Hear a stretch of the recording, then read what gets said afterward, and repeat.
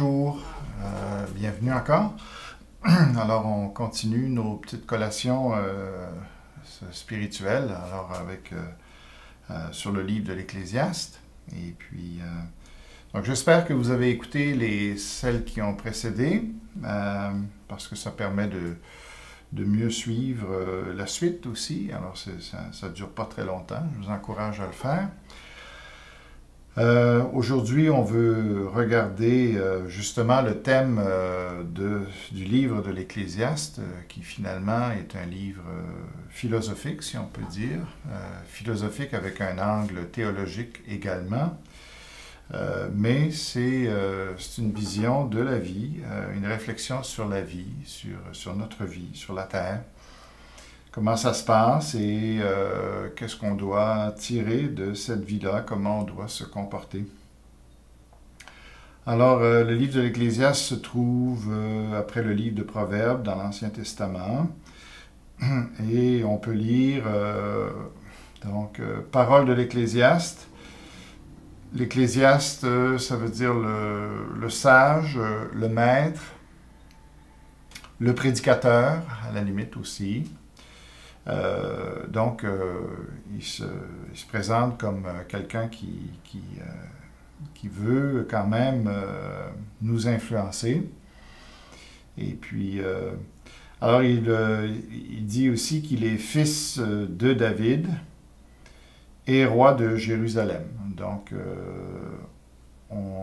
traditionnellement, en tout cas, on pense qu'il s'agit effectivement de Salomon. Et puis, bon, ça c'est remis en question un peu, mais jusqu'à preuve du contraire, pour moi, c'est effectivement Salomon qui est le plus apte à écrire un livre comme celui-ci. D'ailleurs, au verset 12, si vous regardez, il dit « Moi, l'Ecclésiaste, j'ai été roi d'Israël à Jérusalem. » Donc, il s'agit d'un roi.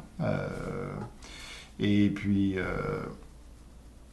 un fils de David, alors on peut raisonnablement penser effectivement qu'il s'agit de Salomon.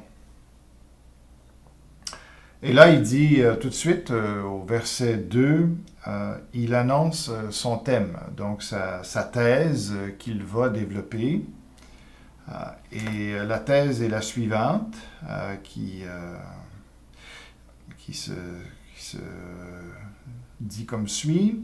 « Vanité des vanités, dit l'Ecclésiaste, vanité des vanités, tout est vanité. » Alors, ou tout est dérisoire, selon une autre version. Alors, qu'est-ce que ça veut dire, vanité des vanités? Pour nous, ça nous fait penser au terme vain, évidemment, donc qui ne vaut pas la peine. C'est vain, hein, c'est inutile. Est-ce que c'est vraiment ça que Salomon veut nous faire conclure de notre vie, la vie terrestre? Alors, on va justement prendre le temps de parcourir son livre pour réfléchir avec lui et voir qu'est-ce qu'il veut dire. Donc, vanité des vanités, on aurait pu le traduire vent des vents. Hein? Donc, le vent, quelque chose qui fait du bruit, mais qui passe, qui est éphémère. Donc, c'est ça l'idée. Ici, dans vanité des vanités, ce n'est pas nécessairement que tout est inutile, c'est ce qu'on pourrait conclure, mais que tout passe, c'est l'idée majeure. Tout est éphémère et il faut à ce moment-là prendre des dispositions par rapport à ça. Donc, on aurait pu traduire frivolité des frivolités, futilité des futilités ou inutilité des inutilités. C'est une façon d'insister. Hein? C'est un superlatif, là, ou une façon d'insister. Donc, vanité des vanités. Alors, c'est comme quand Jésus disait en vérité, en vérité. Donc, il insiste ici sur le caractère passager, futile, dans un sens, de cette vie-ci. Oui. Alors, on n'est peut-être pas d'accord avec lui, mais au moins, on va le laisser dire ce qu'il a à dire et on va réfléchir avec Salomon. C'est quand même selon l'histoire, selon ce que la Bible nous dit, selon ce que Jésus a approuvé aussi. Salomon, c'était pas n'importe qui. C'était un homme extrêmement sage. Et puis, Dieu lui a donné une sagesse spéciale. Alors, donc, avant de disqualifier ce qu'il dit, il faut quand même avoir prendre le temps de bien peser ce qu'il dit, ce qu'il veut dire, et voir si ça fait du sens, si vraiment c'est la vérité, avant de rejeter cela. Et puis, mais évidemment, ça confronte notre monde actuel. Quand on part avec une affirmation comme ça, eh bien, ça vient vraiment confronter. C'est un choc de titan, si on peut dire, avec la mentalité qu'on cherche à nous inculquer dans ce monde où finalement la vie vaut la peine et puis il faut penser positivement, il y a une évolution, on est le fruit de l'évolution, il y a un développement et puis on progresse, la science de plus en plus... donc on se rend compte que tout de suite Salomon confronte ça, hein, et puis donc il faut se réfléchir pour se dire... qui a raison, finalement? Est-ce qu'on est tant que ça en train d'évoluer? Est-ce qu'on est en train de vraiment se développer? Ou si ce n'est qu'une illusion? Alors, c'est ce sur quoi on va réfléchir avec Salomon. En tout cas, lui, il est convaincu de ce qu'il dit. Pour lui, il voit la vie, il va suivre ensuite, on va le voir, on ne le verra pas aujourd'hui, mais on va le voir demain, Dieu voulant. Il voit la vie de façon cyclique. Pour lui, après avoir regardé la vie, il trouve que tout tourne en rond, finalement, que la vie est un éternel recommencement. Alors, on va voir s'il a raison, on va voir sur quoi il s'appuie pour penser comme cela. Et puis, mais c'est clair que Salomon a l'idée, en tout cas, si on peut donner une image, l'idée d'une souris qui court dans sa cage, dans son carrousel, là, et puis, dans sa roue. Hein. C'est vraiment l'image qu'il a. Les êtres humains ou le monde... est dans sa cage en train de courir d'une façon répétitive, sans fin et tout ça. Et à quoi ça mène tout ça? C'est ça. C'est vraiment l'image qu'il nous présente et on va évidemment s'interroger, on va là-dessus dire est-ce que c'est si négatif que ça, si répétitif que ça, la vie? Alors, mais on va, en tout cas, on va comprendre que c'est ça exactement que Salomon veut présenter. Et puis au verset 3, il dit, c'est ce qui fait suite à ça, « Quel avantage revient-il à l'homme de toute la peine qu'il se donne sous le soleil? » Bon. Et puis ce matin, justement, je regardais une jeune dame qui sortait de chez elle pour faire son pas de course, qui faisait son circuit. Et puis, on peut se poser la question, hein?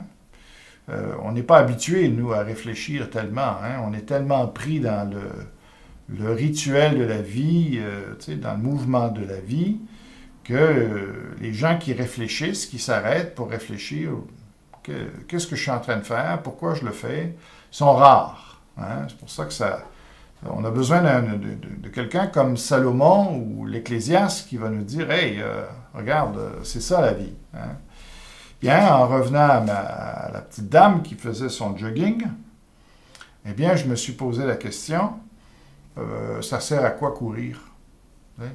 Pourquoi on court? Pourquoi je courrais? Pourquoi je déciderais, mettons, de commencer moi aussi à faire mon jogging? Hein? là, juste de se poser la question, c'est simple, parce que vous allez voir qu'en y réfléchissant, c'est pas si évident que ça, que c'est la bonne chose à faire, ou en tout cas que c'est une nécessité à faire, et puis que peut-être qu'on voit là des vertus qu'en réalité, ça n'a pas vraiment. Et puis, donc il faut, avec Salomon, il va nous aider à réfléchir.